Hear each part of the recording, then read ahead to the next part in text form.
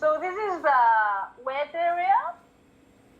That's a leaf casting machine, and I use this to do infills with pulp.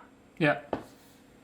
So I can send you a video because I cannot really do it with one hand. Yeah, sure, absolutely. But yeah, I can show you that. I have here a sink. Well, I would say, I was about to say a big sink, but it's never big enough. So no matter what size it is, you would like to have it bigger. Yeah. That's why it's a good sink. So the sink and some jars, and here I have stuff to prepare the paste, and here I prepared some things for the pulp that I can show you later. Great. And here I have a cupboard for the solvents. Yeah. And someone asked about this, so some other solvents that I use for stain removal. Yeah. And I have a Garibari here. That It's also a really nice collection of bottles and other things. Yeah, I like to, when I have the occasion, I like to buy nice bottles. Yeah. I will read the question then. It's a question from Zvi Lieberman. How do you restore gaps in pages using paper pulp? And he asked a similar question last week to Eliane, and we discussed that one should probably not do that without special equipment, because if you are trying to make infills just with your own hands, you will get a very uneven surface and the result. So the best solution, if you do not have access to professional equipment, the best solution is to use something like Japanese paper or something to reinforce the gaps. Yeah, I have some examples here that I will show you. So here's a mock-up. So this is a paper. I think it's clear that this is the loss. Yeah. So this is infilled with a leaf casting machine, and I myself produced the paper departing from these other two so that I could match the color. Yeah. So that's the pulp I obtained, and here's, well, the calculations I do departing from this to produce the paper. So if you do it by hand, you can do that as well, but the problem is that you cannot match the thickness. So I can do a mock-up for you. So here I have a mixer. Yeah. So this is a mixer, and for instance, I have a paper with holes that I want to infill, and these are my paper pulps that I can use for that. Yeah. So I put the pulp in the mixer with some water. I cannot do this with one hand, but let me try. Yeah. Mira, yes, I can. Vale, pues. So I just put, I give it a bit of a smash. Yeah. And then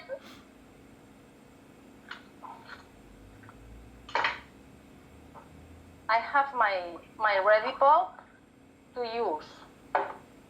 So now I go to the sink. Yeah, I think you will see it like this. I use, so first, this is my paper. I need to wet it.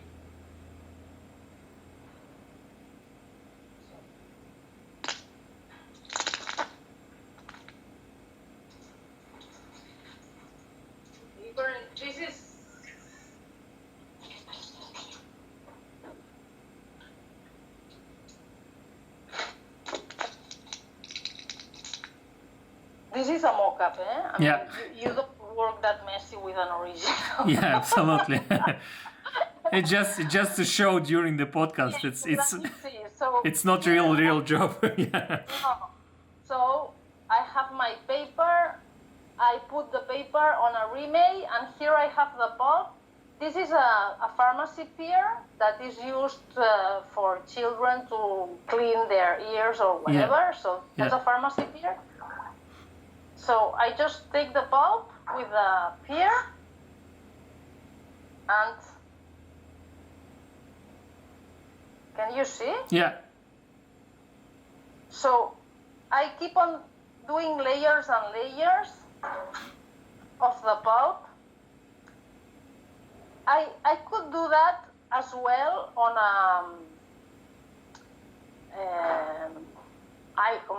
on a suction table. Yeah. So this, as you can see, I mean, you need to be very much skilled to have even layers. Because well, now I'm holding the phone with one hand, so it's not the best way to work. But I mean, you can do this by hand, but it could work only for really small losses, because you see that it's really difficult to get an even result, and you don't really match the thickness. Yeah. But if you have a leaf casting machine, you get a fantastic result. You just put the paper here and then let the grid down. The pulp comes out from here. Yeah. Then you put the suction, and you don't have to literally go through every single area. Yeah. So the machine does it. So I strongly, I mean, it's really good when you have books like the ones I showed you that have lots and lots and lots of losses. Yeah. If you have only one loss, it's not worth to use the machine, because it's a huge effort to, I mean, the setting of the whole thing, it's time consuming as well. So it's not worth to do for a single loss. And for small losses, you use Japanese tissue. And I have here another example. So, for instance, but then the machine is, I guess, it's a pretty expensive equipment. So it's not that every hobbyist can buy it. It's horribly expensive, yes. So it's really expensive. So I mean, of course, and I only bought it because I needed to for a particular project. For 15 years, I have been a conservator without a leaf casting machine, and I mean, I could live. Yeah. But for some projects, you really need it. Yeah. Yeah, I can imagine. So I think I mostly showed you around all the studio. Yeah. So just to I guess finalize with this question, you can use leaf casting machine, but that's an expensive equipment. You can do it by hand, but it's tricky and it's hard, and it becomes trickier and harder for larger holes and larger lost parts of paper. It's a tricky process, and for many book restorer and people who repair books, the solution is to use Japanese paper to make the infills. Yeah, Japanese paper, I mean, it works fantastic most of the cases. Yeah. I can show you, for instance, the register books. We did not use the leaf casting machine because there were not so many holes. There were only a few. Yeah. So it was not worth. So here, you see, this is the infield. Okay. So I'm not going to use the leaf casting machine for such small infields. Yeah. So in this case, there is the infill, and there is a lining on the two sides with Japanese tissue, because the paper is really brittle. So it's not always worth to have the machine, of course. Yeah, it's always a balance of time, money, and result. You always need to consider all these aspects. Yeah. Yeah. Okay. These are other books that I am working on. These are done as well. And I made these... protective boxes. Conservation boxes, because these books, they are very... they have not properly a binding. Yeah. This is a wrapper, let's say, it's sewn on a cover. No, so this is not really. It's a single folio. So this is really interesting in terms of historical binding because that's the editor's paper that you could buy the book, and then each collector or customer would decide whether to bind it or not. Yeah. So this is an historical thing that we want to keep, but it's not really good in terms of a binding. It's not a binding, and the material is quite fragile, I suppose. Oh, it's horrible. Yeah. It's a paper pulp. So the book is uncut. Yeah. So we kept that because that's part of the fun thing of this book. Yeah. That the bolts are uncut, and you see this, the loss was infilled with paper pulp. Yeah. Because there were big losses. So in this case, these bindings have the issue that they are too heavy to have this cover. So there's and this is another example of the same thing, and this is just in the process.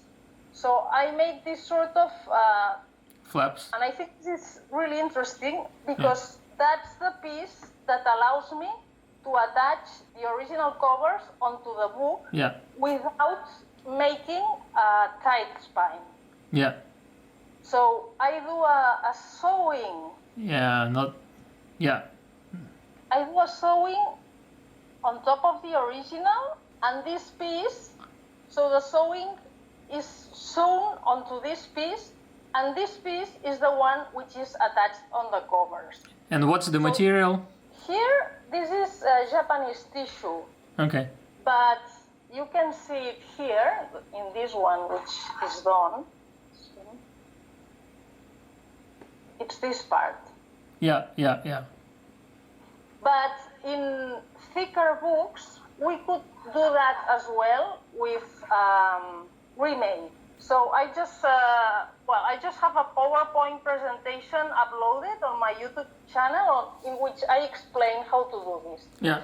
And these are the original covers that were very much damaged, and I still need to infill them with the pulp. Oh yeah. So they're waiting for a bit more work done on them.